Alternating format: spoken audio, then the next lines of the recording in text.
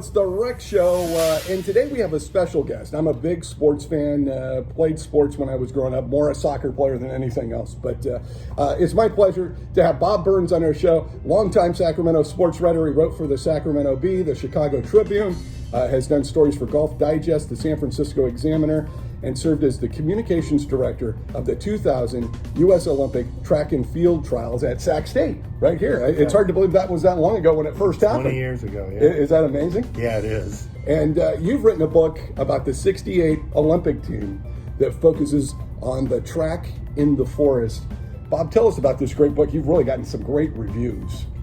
It's something that I'd done some stories on it over the years, and I really got into it when I kind of spearheaded an effort to make this site up at Echo Summit a state historical landmark. No huge, the things you see by the side of the road. Yeah. And, I just thought this ought to be one.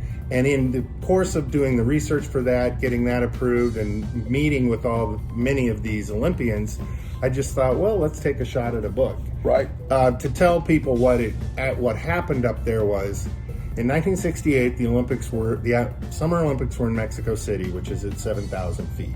Right. There had never been an Olympics at altitude. Wow. So the U.S. Olympic Committee said, we've got to find some place. we got to find a place where people can get used to altitude, where they can have a training camp, and ultimately to have the final selection meet, the trials meet. Okay. And they looked at several places in the West, and they came across Echo Summit, which was a little, to call it a ski resort, it wasn't even really a ski resort, it was more of a bunny hill. Right. A place, and that place was within like 20 feet of Mexico City's elevation.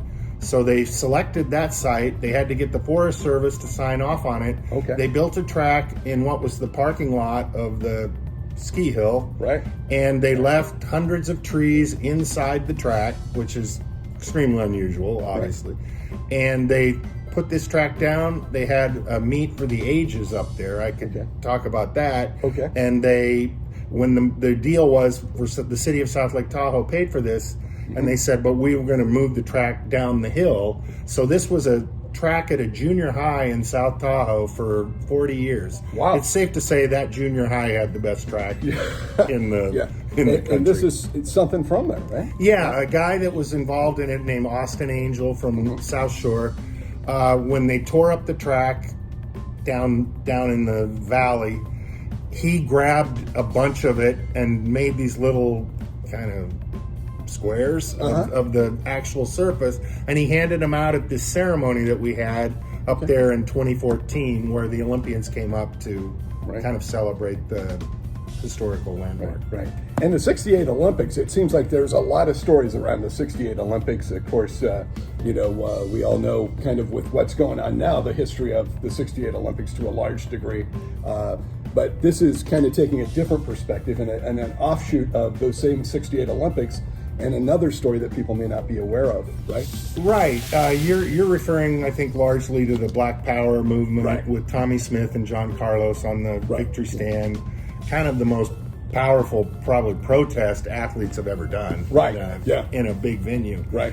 And I was originally going to try to do a book on that, but then I just thought, I'd seen a couple, not a lot, but there'd been some, and I just thought, let's take this slightly different tact of looking at the 6 weeks they spent up at Tahoe, what that was like for these guys under that type of pressure, and just and plus what an incredible team it was. Right. Yeah, mention some of the athletes that were on that team. I mean, they're all names that we kind of know if we have been fans of the Olympics over the years. I mean, they're all big legendary names. Tommy Smith in the 200 meters, Lee Evans in the 400, Jim Ryan in the 1500, Dick Fosbury, the guy who revolutionized the high jump by going over the bar backwards. Right. Bob Seagren, Bill Toomey, Al Order, the 4-time, he won his 4th gold medal in 68. You're right. It was quite possibly the best Olympic track team ever. Yeah. The largest talent, per athlete on that team was and those incredible. Were the days. Those at that time, track was still a pretty big sport on the U.S. map. Unfortunately, at least for me, it's not so much anymore. But those guys, The newspapers covered it heavily, but over the whole year was this shadow of are the black athletes going to boycott? Right, and that shadow was there. They didn't. Right. They decided to compete, and there was but what's most remembered of Mexico City is obviously. Oh, I didn't mention Bob Beeman's 29-foot jump either. What's remembered most is Smith and Carlos on the victory stand. Right, with the black gloves. And they were both at our event in 2014 when it became a landmark, and they're featured pretty prominently in the story. They were both very cooperative. Right. So where is The Track in the Forest is the name of the book. Where is the book available that folks can get a hold of a copy? It's published by Chicago Review Press. Their website has it, and Amazon. It's on Amazon for, I think it's a shade under $20 now. Okay. I'm not sure. Those are the two best ways to get it. Okay. All right. Amazon, where you can get everything.